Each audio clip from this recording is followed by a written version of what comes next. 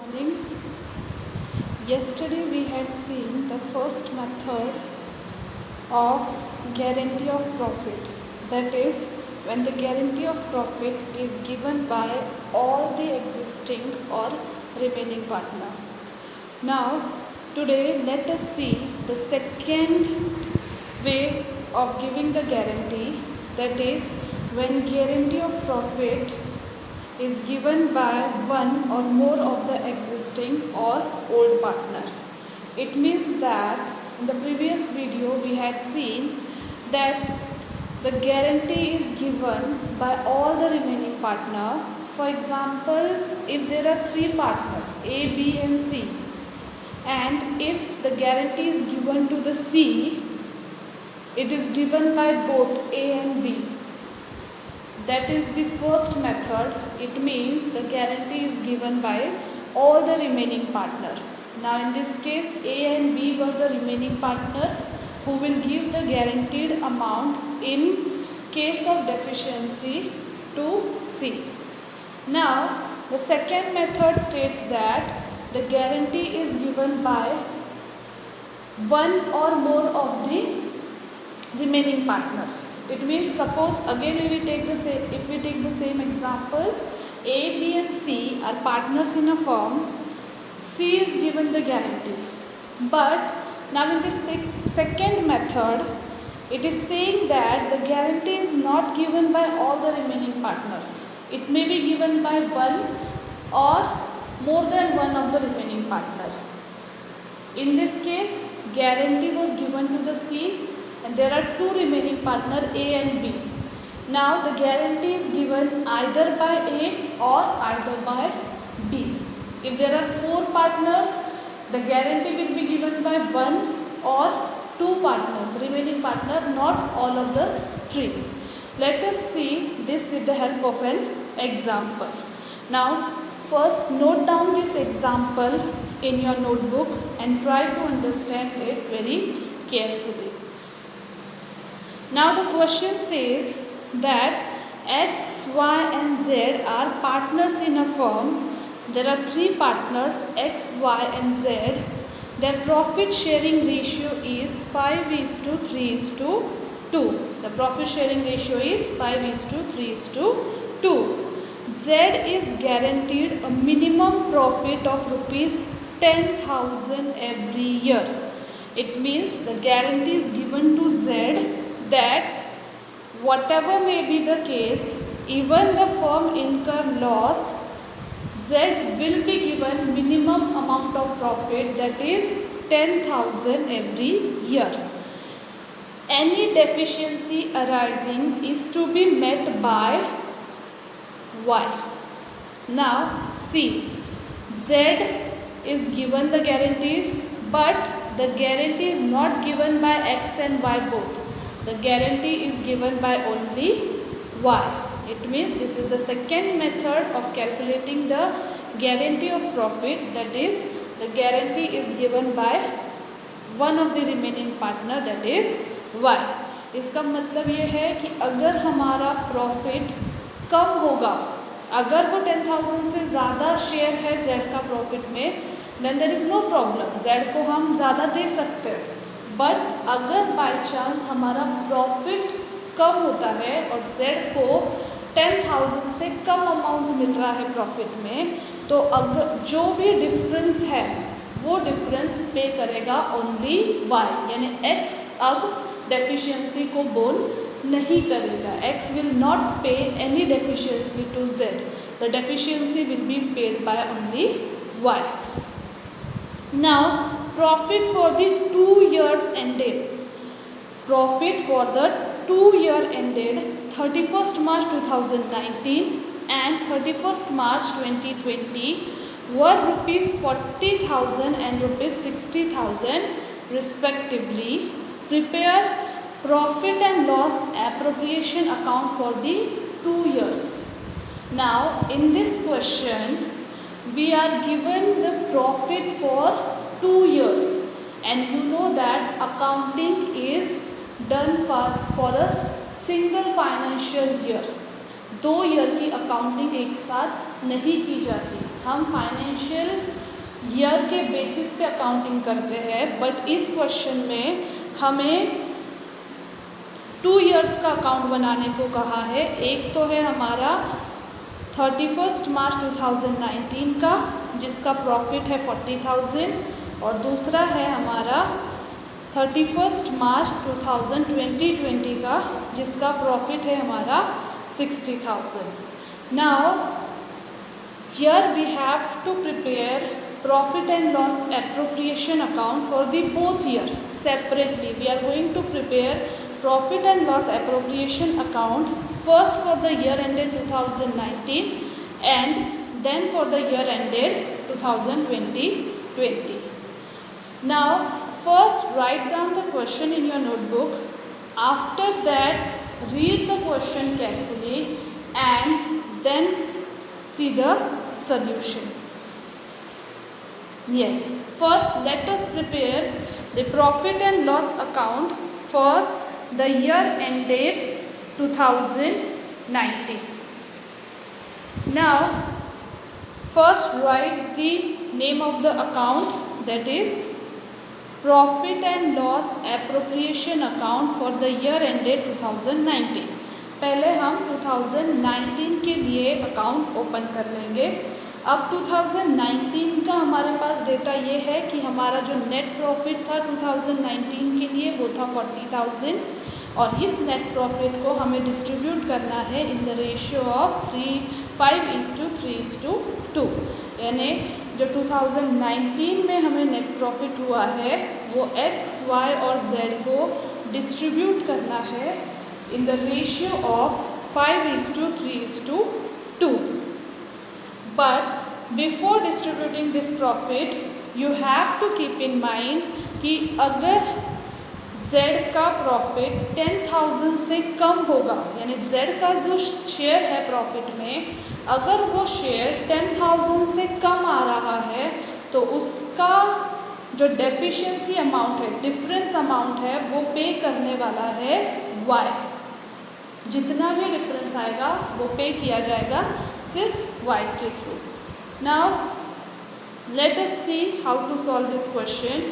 First, in the same format you are going to prepare the profit and loss appropriation account. Write the heading on the top. After that, to the credit side of profit and loss appropriation account, transfer the net profit from profit and loss account. आप सबसे पहले profit and loss appropriation account के credit side में net profit को लाते हो from profit and loss appropriation account. अब ये profit, क्योंकि कोई अदर इंफॉर्मेशन हमें क्वेश्चन में नहीं दी गई है in respect to interest on capital, salary, commission etcetera, तो हम अज्यूम करेंगे कि ना ही हमें इंटरेस्ट पे करना है, ना सैलरी, ना कमीशन. तो डायरेक्टली ये 40,000 डिस्ट्रीब्यूट करना है तीनों पार्टनर्स में, दैट इज x, y और z में इन द रेशियो ऑफ 5:3:2. तो 40,000 का 5/10 पार्ट, क्योंकि हम इसके 10 पार्ट कर रहे हैं, 5 + 3 + 2 दैट इज़ 10. आप इसके 10 हिस्से कर रहे हो, 10 में से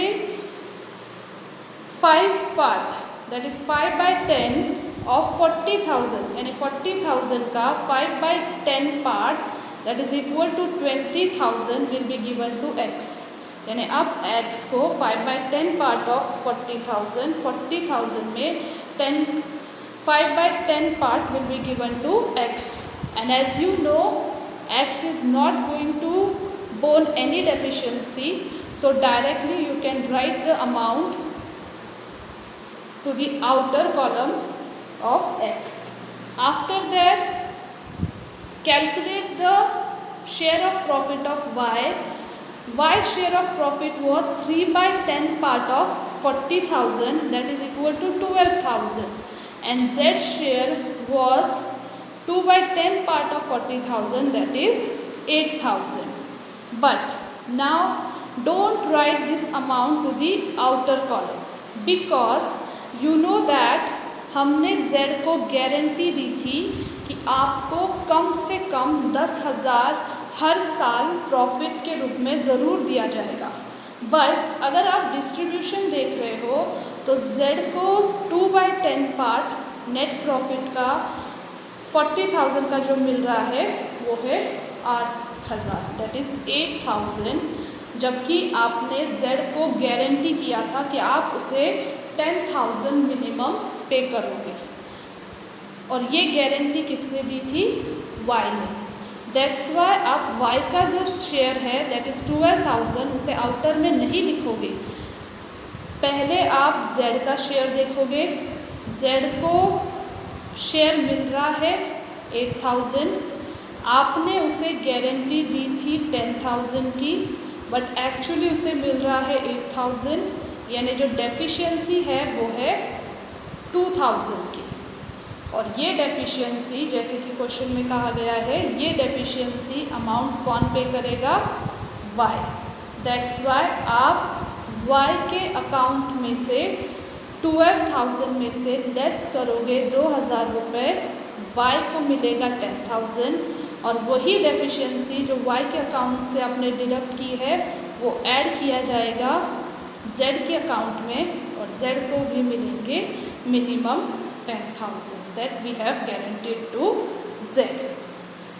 That's why in this way you will prepare the profit and loss appropriation account when the guarantee is given by a single or one or more of the remaining partner. अब यहाँ पे X ने कोई guarantee नहीं दी थी, that's why आपने जो X है उसके कॉलम में सीधे आउटर में उसका प्रॉफिट लिख दिया था, बट क्योंकि गारंटी Y ने दी थी और गारंटी की ज़रूरत यहाँ पे थी, बिकॉज Z का जो शेयर था वो 10,000 से कम था, और कितना कम था?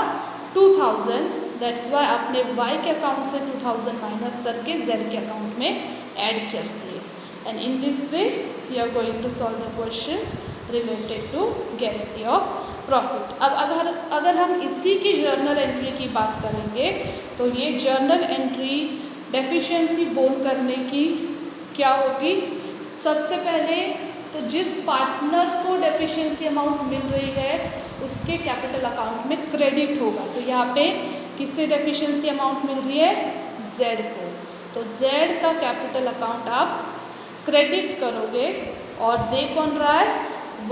That's why entry will be Y's capital account debit to Z's capital account। और कितना अमाउंट Y Z को दे रहा है? 2,000 रुपीज़, एंड आप यहाँ पे दोनों के कॉलम में लिख दोगे 2,000 rupees. Now this was for the year ended 31st March 2019। Now let us see for the next year, that is for the year ended 31st March 2020। अब 31st March 2020 के लिए भी हमें यहाँ पे एंट्री करनी थी। एज यू हैव सीन कि क्वेश्चन में हमें 2 ईयर का प्रॉफिट दिया गया था, एक 2019 का और एक दूसरा था 2020 का। तो 2019 में हमने प्रॉफिट डिस्ट्रीब्यूशन किया, और डेफिशिएंसी जो आई थी as per the question it was borne by the Y। Now next year, that is profit and loss appropriation account for the year ended 31st March 2020। तो आप पहले फॉर्मेट बना लोगे। After that, after preparing the format, first write the net profit which you have transferred from profit and loss account to the credit side of profit and loss appropriation account। इस बार net profit आपका जो है वो 60,000 है। After this again there is no information related to interest on capital, salary, commission, etc. So it is assumed that no payment of interest, salary and commission is made to the partner.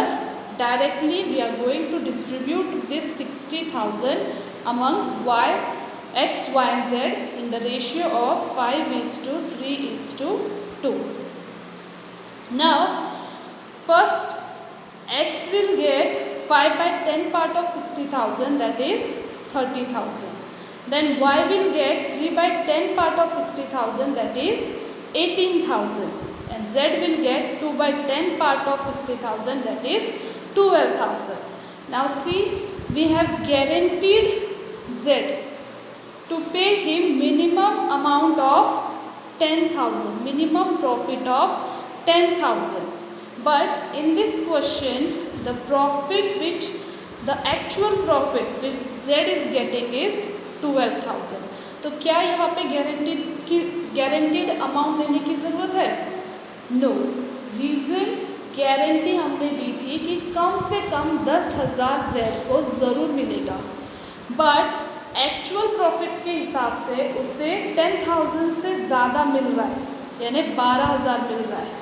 तो अब y को कोई भी deficiency देने की ज़रूरत नहीं पड़ेगी, क्योंकि कोई डेफिशिएंसी है ही नहीं, बल्कि z को मिनिमम गारंटी अमाउंट से ज़्यादा प्रॉफिट मिल रहा है. आप ये भी नहीं करोगे कि उसका कम कर दो प्रॉफिट. नो, आपने गारंटी दी है कि कम से कम इतना तो ज़रूर मिलेगा. ज़्यादा तो कितना भी ज़्यादा मिल सकता है as per the actual profit, but minimum जो डिसाइडेड है, अगर वो अमाउंट नहीं मिल रही है तभी आप डेफिशिएंसी दोगे. बट अगर एक्चुअल प्रॉफिट गारंटी से ज़्यादा है तो आपको एक्चुअल प्रॉफिट देना है. So we can see in the year 2020 जो प्रॉफिट में शेयर है Z का वो गारंटी से ज़्यादा है. दैट्स वाई यहाँ पे कोई भी डेफिशिएंसी बोल नहीं की गई है. I hope you must have understood both the methods of guarantee of profit. After completing this topic, we have completed our second chapter